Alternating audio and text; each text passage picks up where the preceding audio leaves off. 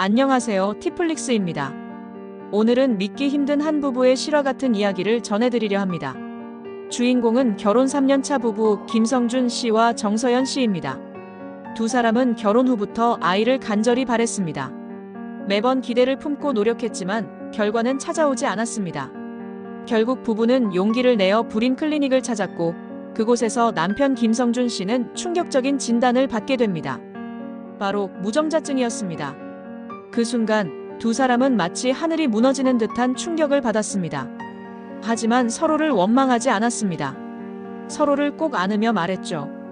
아이 없이도 우리 둘만으로도 충분히 행복할 수 있어. 이후에도 두 사람은 여행을 다니고 함께 웃으며 시간을 보냈습니다. 겉으로 보기엔 그 누구보다 다정한 부부처럼 보였죠. 그러던 어느 날 믿기 힘든 일이 벌어집니다. 아내 정서연 씨가 거액의 복권에 당첨된 겁니다. 하지만 그녀는 이 사실을 남편에게 알리지 않았습니다. 비밀로 간직한 채 친정 가족에게만 털어놓았죠. 그리고 그녀의 마음속에 위험한 생각이 싹트기 시작합니다. 이 돈만 있으면 나도 새로운 삶을 살 수 있어. 그때부터 아내의 태도는 서서히 변해갔습니다. 남편에게는 점점 차가워졌고 일부러 정이 떨어지는 행동도 했습니다. 처음엔 성준 씨도 그냥 기분이 안 좋은가 보다 했습니다. 기다리면 괜찮아지겠지 그렇게 믿고 싶었죠. 하지만 날이 갈수록 아내는 무심한 말투에 잦은 외출, 핑계도 많아졌습니다. 남편은 점점 불안해졌습니다. 그러던 어느 날 성준 씨는 동네 식당에서 혼자 술을 마시고 있었습니다. 그때 우연히 아내와 장모님이 함께 지나가는 모습을 보게 됩니다. 반가운 마음에 따라 나서던 찰나 들려온 대화는 그의 마음을 산산조각 냈습니다. 장모, 그래서 김서방 일은 어떻게 돼가니?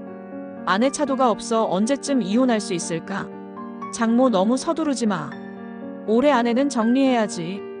아내, 나 이제 시간이 없어. 더 늦으면 임신도 힘들어질 거야. 그 말을 들은 순간 성준 씨의 가슴은 무너져 내렸습니다.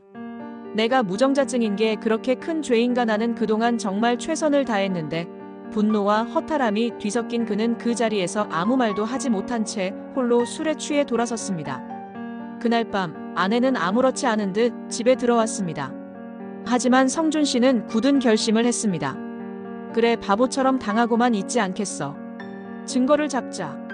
다음 날 아내가 출근하자 남편은 연차를 내고 집안을 샅샅이 뒤지기 시작했습니다. 그러다 결국 작은 파우치 안에 검은 테이프로 감긴 무언가를 발견하게 됩니다. 풀어보니 복권이었습니다. 그리고 그 복권은 당첨된 것이 맞았습니다. 남편은 이 사실을 사진과 영상으로 꼼꼼히 기록했습니다. 그리고 다시 원래대로 돌려놨죠. 하지만 여기서 끝이 아니었습니다.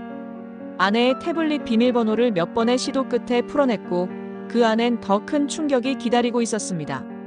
메모장엔 아내의 계획이 빼곡히 적혀 있었죠. 이혼 준비 절차, 당첨금 분리 계획, 새로운 남성과의 임신 계획, 모든 걸 확인한 성준 씨는 눈물을 머금고 모든 내용을 영상으로 기록했습니다. 시간이 흘렀고 겉으론 아무 일 없는 듯 부부의 일상은 계속됐습니다. 그러던 어느 날 낯선 남성이 집 앞에 나타났습니다. 아내가 몰래 만나던 남자였습니다.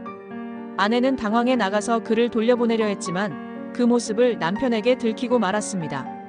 이 사건을 계기로 아내의 모든 계획이 수면 위로 떠오르게 됩니다.